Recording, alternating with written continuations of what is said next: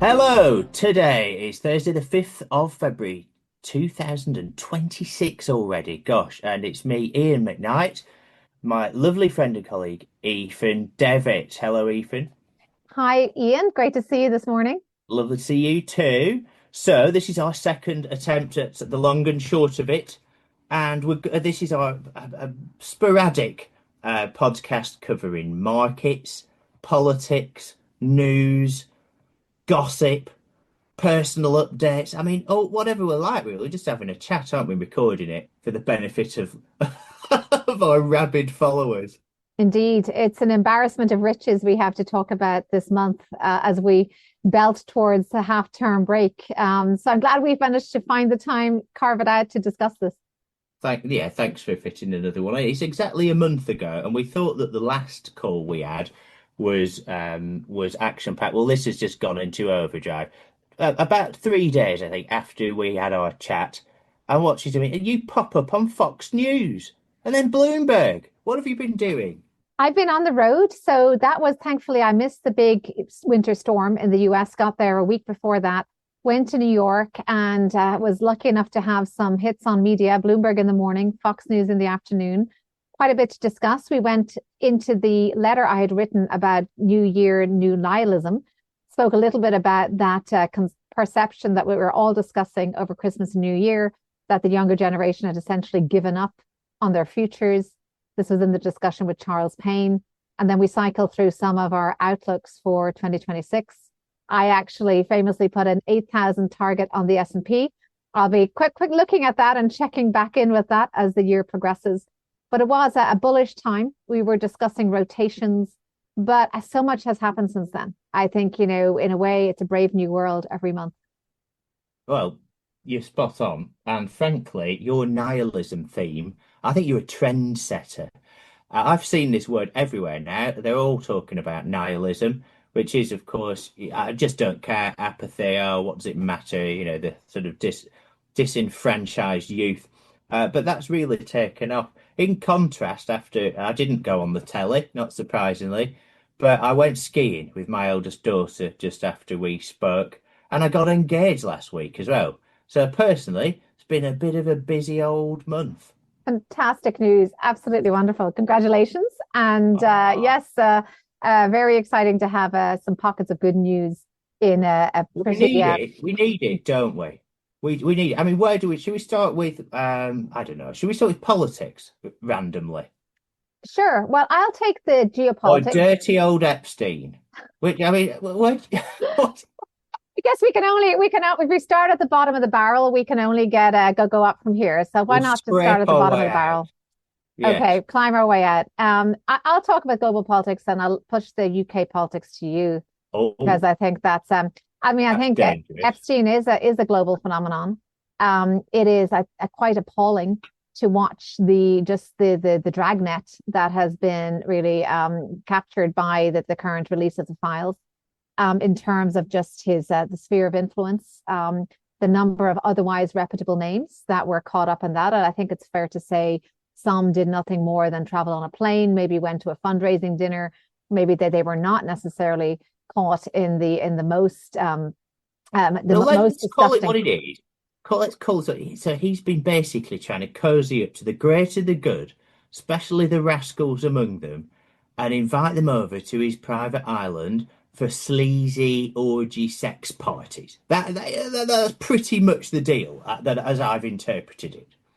That seems to have been one of the aspects. I think there was a fundraising and influence barter going on, and perhaps even some blackmail in terms of the photographs that have been taken. I mean, it seems odd to have photographs of famous individuals in their underwear and Peter compromising positions. Mandelson in his Y front. That's an image I'll never etch off my retina. Cannot unsee. I was eating my cornflakes, and I don't need to see that. Agreed. And I think what is really remarkable to me is just the number of influential authors, academics, financial, economic leaders across the landscape who had otherwise had strong reputations, who at the very end of their careers now have jeopardized that by being involved not only Oh yeah. at the beginning but after he was already had been accused of these allegations. And that seems to be, I think what it is an eye-opening thing is A, this underworld that is going on behind the scenes, and B, that point of influence and riches. Doesn't really matter how rich you are. Perhaps there's always a desire to know more, to be in the in group, to be a member of the club. Well, p playing devil's advocate, and this is I'm defending the indefensible just because we like a bit of controversy. People are allowed to have friends. Frankly, what they say and do behind closed doors to a point is absolutely none of my business.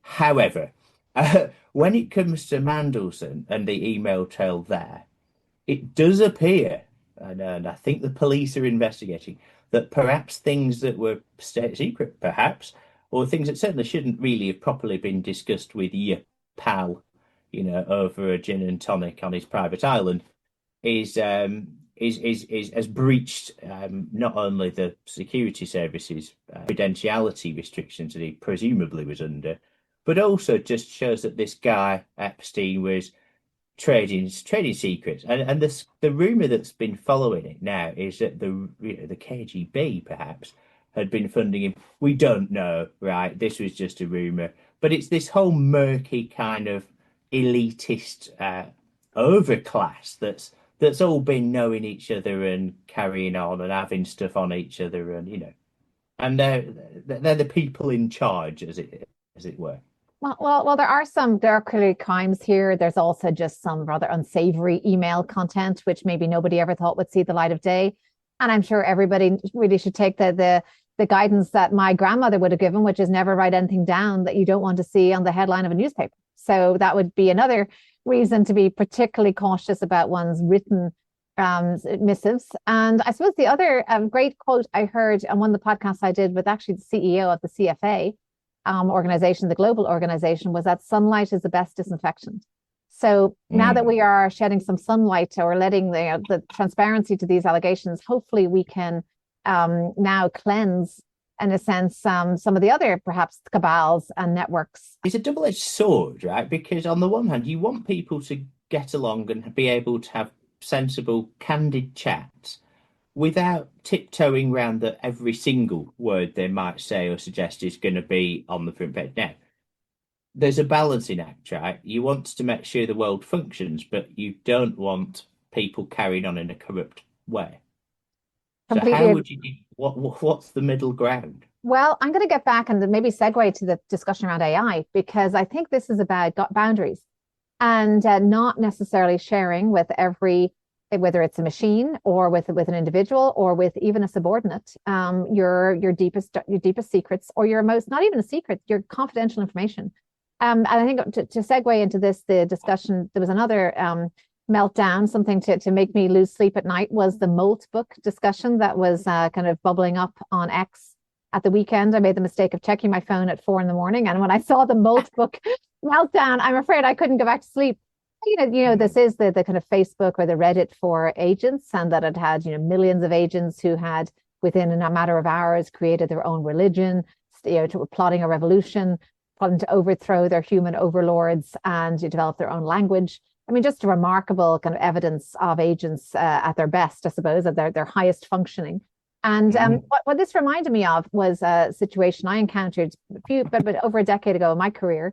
I worked in an investment bank, and there was a particularly influential female leader there, and I went to her to seek her counsel in terms of how she juggles it all. And her secret was that she shared everything with her secretary in terms of her credit cards, her all her personal affairs, and that was outsourced in that way. It turned out that particular secretary was ripping off not only this leader but other leaders within the bank, and was later accused of fraud and is now in jail. So clearly you can't trust even your confidants with your credit card information. Why would you trust your AI agent, who is going to then go rogue onto a Moltbook platform and not only can circumvent any security measures you have in place? So hopefully this has been a salutary reminder that no matter what we do, not to outsource everything to an AI agent. There are some things you simply have to have control over. Well, that's a good lesson for us all, I think. Well, back to politics. I mean, we've done Epstein, I think, as much as he warranted. It's just scandalously shocking. But we've had Trump moving the Eastern Fleet over to the Persian Peninsula, for threatening Greenland and doing a deal, and using tariffs as a big stick negotiating tool, slapping them on, taking them off, slapping them back on. I mean, it's like it's interesting. It's one approach. What do you Well, make of it all? well, I mean, this Davos drama that has also unfurled. I think our news cycles are so short now that we actually forget that this was only happened a few weeks ago that Davos and we were all up in arms about Greenland. It is, I think, more of the flooding of the zone that is, this kind of great balance about taking what President Trump says literally versus seriously versus We discussed figuratively. this last month, didn't we? You Exactly. know, Yeah, exactly. And I think he's a now, bloke in a pub, gossiping away half the time. yeah, so that this exactly. So what do we do after Davos? Well, I think we are reminded that nothing should be taken for granted. I suppose we are rethinking every time we hear that the new normal has been expressed, perhaps by Carney in this case, and his speech about the end of norms as we know it, international norms. I think that is something that we adjust to over time. So I think that is now becoming normalized. The idea that the old order no longer exists. As far Arnie as is the epitome of the old order, isn't he? He stooged in to go for prime minister or whatever he is, without even being an elected representative. He's your classic WEF stooge, this is allegedly. this is your show, Ian. You have your opinions. I'll I'm stay more quite, neutral. not my words, not my words, the words of the general public, probably. Well, his speech captured the imagination of many, and I think it's because it was presented in maybe if statesman-like behavior is the old order, I think he probably lived up to that. And what I would say is now, we've had Venezuela, we've had Greenland, we now have Iran. The oil prices is moving, and we've seen other Bitcoin and gold has moved. Now, interestingly, gold moved one way around the time of Greenland. It moved up, as did silver, in a sense of a hedge, basically against perhaps a risk in a portfolio geopolitical rupture, in the words of Carney. Now we have gold heading downwards, probably a reaction to the new Fed chairman, to chairman elect, to other kind of factors in markets, and we've seen oil price spike again. So it's a little bit, Well, and oil. Bitcoin is heading down. So, well, on Bitcoin, it's inversely correlated to gold typically. Oil is clearly some sort of short-term edge against an Iran situation, because longer term, of course, there's loads of oil, right? People drilling it everywhere, sort of Venezuela, longer term Iran, shorter term media. So that's kind of an expected one. The gold and silver is really interesting because we've discussed this the last two times we've spoken, and I've got quite into. I thought this is just a day trader's dream, so I'll give it a go. And I'll be honest, I've been hoovering up, right? Like the hedge funds, I don't know what all the fuss is about. You just get them, the vol, it goes up, it goes down, it goes up. So you just buy at the bottom, sell at the top. Oh yeah, it's the gift that keeps on giving, and it's quite remarkable to watch it go, right, and then trend, and it's the mood music around it that's fascinates me. And there was a big tech earnings release last week. You had a lot of that come through, and it basically bounces the opposite in the dot of the stronger dollar, right? So the stronger dollar sold off all of these other things that had just doubled in value last year and come off and then bounced right back. So I think it's Friday it sold off. Monday it's back up. It's down again. It's the volatility in those markets is remarkable at the moment, like genuinely remarkable. A trader's dream, I would suggest, having never done it in my life. I leave that to you and watch with interest. I agree with you. Don't try it at home, by the way. It's a mug's game. I just made the comment last week because I've been tracking gold and this kind of the defining year for metals and the metals melt up, etc. And clearly it was when gold crossed 5,500, we were reaching, breaking through these previous so-called ceilings. And we had noted in last week's Markets Happy Hour podcast that this had been really a factor of a lot of Chinese retail buying, as well as other speculative buying. And definitely that was the case in silver. and it was Well, just you reaching. can see it overnight, particularly. There's a lot of big rally into Chinese waking up. You have that level of retail buying. I think there is a real sense that it is not sustainable and that you have to really move with caution. I had Yeah, answered completely. yeah, a media piece about whether there was any you would want to be holding precious metals within your retirement accounts, etc. And my advice had been not in certainly not in physical form and in a very diluted way if you do hold it and really keeping it to a minimum because of Well, this I volatility. totally disagree with that for various reasons. Because as a long-term hard asset, I think you can't really beat a lot of these gold, silver, copper. So, yeah, we disagree on that. But the fact is, China have the world by the short and curlies, having spent the last several decades swathing up all the producers of rare earth. And so they're in an incredibly powerful position right now, I would suggest. Hard power with hard assets. 100%. And that is, whether it comes to their AI incursions, and we know that that's certainly very significant. And I think, again, getting back to the Moat book meltdown, is, well, I think we saw up front there the potential power of AI and its dangers too. And I think one of the Mm. concerns is that, regardless of what US operators or regulators or policymakers do to constrain it, there are other nations who will not be imposing the same constraints. It's the Wild West, and it's one of those you couldn't sit it out because somebody else is going to do it. It's like the nuclear arms race all over again. And I think it's as impactful, actually, in not in a very good way. And I'm genuinely quite concerned. Nobody is ostensibly regulating it, and it wouldn't matter if you did. Somebody would work it around. So I think this is the concern of our age. I think it's that bad. Exactly, exactly. So I am, yeah, very, very much at work, and I think ignore these dangers at your peril. On markets, we want to touch on equities again and credit, but specifically on equities, it's my little spot of the week. I was describing to someone earlier, and I think it was yesterday or the day before. Some professor, forgive me if it's you, whoever it was, had put on a really interesting observation, which is that bullet bonds are really quite attractive and priced at a premium because they have an interesting convexity, so their sensitivity to rate moves. And if the rates go up, prices drop. The price drops lower by commensurate than a commensurate increase from a rate drop.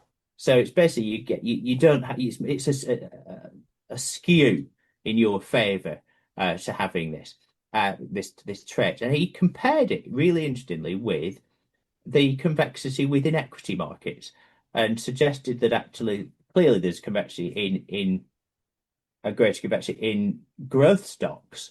But actually, perhaps there's some of that coming through. If the growth comes through, it's a nice asymmetric trade versus value. Now, of course, there's lots of arguments for and against whether that's interesting, but it tied into me. It got me thinking about the distributions that you expect when you buy into an equity market. And I would suggest that today, that the likelihood of a massive fall, or indeed an outsized upside gain, is greater than usual. And that the likelihood, therefore, of just trundling along, which seems to be status quo, that's what the market seems to be proud of, trundling along, low digits, single digits, that actually that must be lower by definition, because you can't just squeeze out probability like that. So that actually, if you're concerned about an equity market sell-off, there are really cool option strategy with vol priced low still at the moment, which it is. Especially if you look at the VIX, it's been volatile in itself, but not massively, and it's certainly not had a breakout spike that you might have expected with all this carry on. Pretty attractive time to put those protection strategies on. And that leads nicely, I think, into another nice protection strategy someone I spoke to the other day was using, which is simply to be long CDS, credit default swaps. Basically, they go up when credit spreads back up or increase. And I think that's a good shout. We do a bit of distress. What do you reckon? Great Tail risk points. hedging. Great points on both. And I think what strikes me is, getting back to my old statistics kind of 101, which was in INSEAD when I first took statistics, fascinating class, recommended to everyone. Show And off. it's just understanding statistics, no, just understand, not that class, but just the understanding of statistics, I think is something that the human race would do well to understand better because it's quite distorted. And the market outcome year on year is not like flipping a coin. We do not reset to zero every year. And I think sometimes the problem I see in risk models and things that you see maybe generated by risk managers or consultants is that the probability of a downturn seems to be the same every year. And I believe that every year that we don't have a downturn, that kind of loads the You coin. one closer. You're dead Exactly. closer. Because Of course. statistically, and not only that, but you have excesses building and you have kind of the froth. We talked about scraping the bottom of the barrel. We have the kind of Yeah. retail investor piling on, and you really are getting to the most volatile, perhaps, of at the Chinese retail investor in gold. That's when you're really at the kind of the I suppose the peak in terms of the frenzy, and you are certainly poised to have a more of a downturn, and that concerns me. Of course, we've had this recession kicked down the road for so long that you start to believe it'll always be in the future, and some of the excesses will naturally burn off. So I'd say yes, I agree with you that the potential for a more skewed outcome in equity markets is higher. And I suppose I would attach to that just the concentration in equity markets with, say, individual stocks representing so much of the global equity market. An individual stock can fall by 10% in a day. You might not find a country stock market falling by that amount. So you have to be prepared for more pressure and I think just more volatility. I On the think it's a cracking position if you're a genuinely decent, active manager, right? I think you've got more opportunity today than you've had for a very long time to show that you're any good. Because the majority of the market being in tracker funds, the number of people read, so they are, oh, I'll just do that, I'll just do that. And a lot of the public discourse on it is, oh, that's just cheaper and easier, and why bother? And that's what makes a difference. But actually, you can add significant value if you get it right. So you tell that to somebody who's been in Mag 7 for the last few years and just home running it and laughing at you. There'll be something that will shine out in the next year or two. yeah, And if you can find that something, you could actually manage it, right? You'll think you are for a short time. But because of this, everything sells off. It means that what we should be doing is swatting up on when stuff gets hammered, whether it's through rates, inflation, or whatever, the ones that will actually be decent companies and still intact at the end, and therefore, pick up some bargains. So it's with people who dry powder, eyeing up bargains for the future seems like a pretty sensible thing to be spending your time doing. yeah. Well, it's a couple of interesting charts I was looking at today. I'll be including my podcast later on the Markets Happy Hour. U.S. Sneaky stocks. peek for me. There you go. So little name drop there. US stocks being at their weakest in 2 years relative to the FTSE All World, excluding US. So, definitely a bit of a rotation out of the US in that respect. I've seen somebody refer to it as a quiet quitting of US assets. I think it's a little bit more of a rebalancing just away. I think there's still a need to be sort of heavily invested in the US, given how much it represents if you are using an index as a benchmark. The other thing to It's a notice. crowded trade. Exactly. There's a bit of a rotation into the Russell 2000 away from the NASDAQ. That rotation a bit more into value. And also value strategies, value stocks have outperformed growth names since late October of last year. So that's another notable. So we are seeing a broadening of the market. We are seeing some of the shine come off those big growth We've stocks. also had, let's not forget, the nice 7-year itch of quant sell-off. I think we had a perfect storm, and it's about every 6, 7 years, right? The rule of thumb, the McKnight rule, right? So this is cracking now for momentum, quality, and value, isn't it? Well, yeah, momentum seems to have fallen I out of mean, favor. well, that's it. I think momentum's gathering momentum. Everything just trends all the time. It's like, oh, get on it, get on it, get on it, I think a lot of more than these are in ever. they could be in the eye of the beholder. If you see momentum is rising, someone else has Bloomberg has just said today that momentum is out of favor. I suppose it's a question of a time Well, period. but we did have a quant crash. That's what's happened, I think. So quant managers should have all had a bath. If they haven't, I'd be very interested to see why.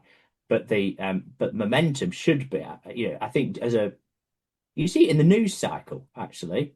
What's happening in Venezuela? Where's that gone? Have you heard about Gaza lately? Right, what's happening in Nigeria? It just disappears like it never happened. and yet it's still going on. Something's happening. We just don't, and people just get bored and move on to the next thing and the next thing. Well, this is my call for good journalism. I've always looked, I remember when I lived in Hong Kong, the International Herald Tribune, not even sure if it still exists, was always a great source of local, detailed news on drama in the region, because often that was kind of reduced to maybe a soundbite elsewhere. And I agree with you. There's still, I'm sure, tremendous news, quality news flow out of Venezuela, but it's no longer rising to the top of the news cycle. We've seen massive cuts just this week. The Washington Post, a third of their staff cut. And we know that Jeff Bezos did buy that, and maybe it was a kind of a lifeline when he threw it to them. But it seems that that can't make money. Question whether he's investing what he could invest in that, which I think is another big question the journalists are raising right now. And we know that his own political tilt has perhaps shifted since he bought that newspaper. So I'd say, that is a even sadder, I think, in terms of the potential. We think there's a kind of a wave of citizen journalists and bloggers, etc. But as we know ourselves, it's a competitive world there to get attention for these independent voices. So, are we going And to you get get coverage? breakouts. You get breakouts like the kid who found out about this Minnesota luring center. Do you remember that? That's gone viral, and he's moved to California now and sort of trying to ride his 5 minutes of fame. But the dates to watch are, I think it's 11th of February. We'll get some more jobs news out of the. I'm an avid watcher of the jobs market here and there. UK is not looking great, but I suggest 11th of February. That'll be very interesting, and then we'll get the February date on the 6th of March, which should reflect the the layoffs that you just mentioned there on the public sector side. Because Great. that should impact a lot of the markets we were talking about variously.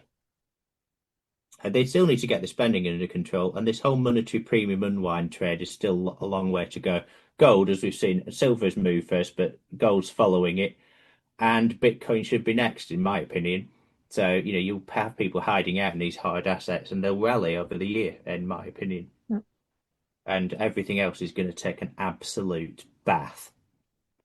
Speaking of everything else, it's like tangential. There was some news this week about the Labour government in the UK trying to cap or fetter long lease on properties.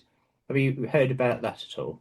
Well, I only know the great Joe Devonshire, who has been a champion for leasehold rights, and I think now has an OBE for the work she's put into that.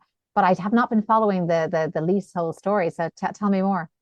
Well, as I understand it, they're attempting to cap them or stop people doing it. And I just thought the unintended consequences, there'll be myriad contracts out there of people who've hoovered up these assets and suddenly to be told that their increases aren't coming. I don't know what the legal implications are. I just I just threw it in there as something else that's happening in other assets. But that could really upset a lot of pension schemes in long lease, albeit they're in commercial rather than resi. But where there's resi, I don't know if that impacts some of those books. I'm out of the game too long, as it were. But I'm going to have a look this week, so maybe we could report back on that next time we chat. Sounds good. Well, I was at a pensions fund conference this week. A lot of energy behind the pooling. This is the local government side. And I think it was very encouraging for the UK economy. You mentioned the jobs issue is just this resolve around local investing, the resolve around local investing by the individual county council Yes. pension funds, the pool's desire to really work with them on that. And also I think the recognition that this is not a nice to have, it is a must have when it comes to the UK economy. A lot of discussion around spark capital, venture capital, getting these ecosystems up to grade. I mean that by up to the same Correct. grade they're at in the US. I wholeheartedly support Well, it. I this is think a bugbear of both of us, isn't it? That we've been so far behind the curve in venture capital ecosystem, and anything that moves that forward, even if that's bubbling up from these big pools doing it at the grassroots, then that's brilliant. My worry is linking this just back to what I was talking about there on leases, is you've got the political risk of the law being changed on you, and I think that does potentially impact not just the local pools, who frankly should be a sovereign wealth fund, right? I mean, they'll be licking their lips at that surplus, I'll tell you now. And and the assets that they're buying, some of these wind farm stuff, I don't know if they're doing it, but whoever's buying the wind farms, they're heavily subsidized. And all you need is that to disappear and your money's gone. So there's a lot of political risk that's unloved in or that isn't given enough attention. A bit like monetary premium risk and the unwind thereof. So there's a lot of risks that people aren't actually analysing properly, to my mind, and they're going to get their fingers burned, is my worry. But I love the sentiment of let's get this stuff back to improve the local economies. It wouldn't be necessary if our taxes are spent better, don't you think? Well, yeah, but another thing that I think, I hope the channels of communication are open because one of and you just as you mentioned, clarity around legal changes. Every single one of these participants in the economy, potentially in infrastructure investing, etc., has said we need regulatory clarity. Got a lame duck government. Well, this brings it back to the UK quite nicely, actually. If Keir Starmer worked for me, which frankly he does, I'd expect his resignation on my desk 50 minutes ago, by 11 o'clock this morning. What the hell is he doing? What an absolute. He's from Oxted as well. It's just down the road. He's disgracing the town as far as I'm concerned. I'm absolutely shocked at how poor he has been and he is and continues to be. He's not stuck to one thing, has no conviction. We don't know what he stands for other than flopping in the wind like a big lame duck that he is. That's my opinion. What's yours? Well, we're going to see this. I know there's a Labour by-election coming up. I think that will be under the examination as to where the mood music is moving. As I said, the on the UK, I'm more focused on I suppose the actual outcome of some of this political wrangling in terms of its impact on the economy and the actual sentiment and trying to read that and really reading like where the mood music is moving in terms of the money that can make a difference. As far as the politics itself, I'll leave that to you. I'm too new a comer to London, only having lived here since April of this year, of last year, to be able to give a wholehearted opinion. But I tend to be more of an optimist, glass half full. So you're probably not going to get me. I'm dwelling on the on I what thought needs to be you fixed. can't knock me for trying, but he's probably a really nice bloke, right? But he does a bloody good job of hiding it. There's no personality there to gauge whether he is or not. I don't. People say he is, right? So maybe he is, but he ineffectually definitely is. This isn't just my opinion. The Chinese gave him a junior interpreter to walk him around the main square, humiliating to say the least. Trump can't stand him, but I'm sure he's got Farage in his ear, so he's saying, "Yeah, I know what you can do. Have this little clause in the Chagos Islands and scupper that as well." Right, so he's getting stitched up from all angles. His own party can't stand him because what I would caution against is it's very hard to replace him in the Labour Party, unlike the Tories who just knifed one a week. The Labour Party has to go through their central system, and now that's run, it seems to me, by a hard left cabal of momentum types that pepper all their committees. And I'd worry about very much actually. And somebody told me before they even got in, said, wait till they knife him. It's who comes next. And Rayner is the favourite of the hard left, and they want to. It's that'll you think he's bad. Wait till you get a load of that. They're going to be horrific. So I'm actually hoping he clings on Gordon Brown style with what's left of his fingernails, or if he hasn't shaken them off by the. But I mean, it's just a matter of when he resigns at this point or gets told to. I can't see any other outcome. But the election in May that you suggest should be quite entertaining for all concerned. It really does show how puerile public discourse has become, watching the various contenders try and seek the votes of the good people of Gorton. The devil you know, sometimes the devil you know is better than the devil you don't. And in Precisely. terms of, lack of certainty, and I know just like take pensions again, the constant change in pensions ministers, that's exactly where you don't get that regulatory clarity. You have to spend, learning curves have to be started again from the beginning. And I think, in government, sometimes stability, even if it's less than, what would be perfect, considered perfect, is still stability. Well, And that's important. they need to go to the lowering centre and learn about the Laffer curve is what they need to do because that's the one, that's the curve I'm bothered about right now. We're in a doom loop. The much maligned Liz Truss called this out this week, actually saying we're way into the Laffer curve now. You've taxed too much. You're in a doom loop. You're just going to have to, at some point. they're going to have to stop spending. And until then, we've just got a bit of war coming. God, that's depressing, isn't it? How are we going to tie this up into something jolly and positive? Because frankly, as I said to you earlier, I woke up this morning playing Happy Days by Pratt and McLean, cracking song, The Fonz. Yeah, Remember him? yeah. And I'm I in a right good mood, actually. I'm optimistic. well, But I I don't know why. It's just blind hope at this point. Probably tie it up well. February's here, where spring is coming.